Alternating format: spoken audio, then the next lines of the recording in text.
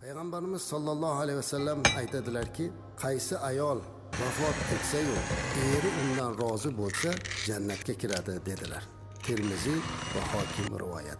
Yana boshqa bir hadis sharifda Payg'ambarimiz sollallohu alayhi vasallam aytadilarki, agar ayol 5 vaqt namozini o'qisa, o'zining nomusini, iffatini saqlasa va eriga itoat qilsa, jannatni istagan eshigidan kiradi deydilar.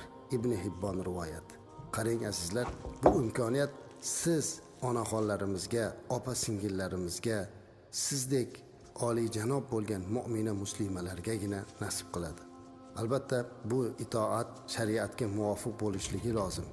Chunki agar eri gunohga chorlasa, gunoh ishlarga buyursa, shariatdan chiqib ketadigan topshiriqlarni aytsa, bunga itoat qilmaslikka haqqi bor. Lekin boshqa masalalarda albatta eriga itoat qilishligi lozim.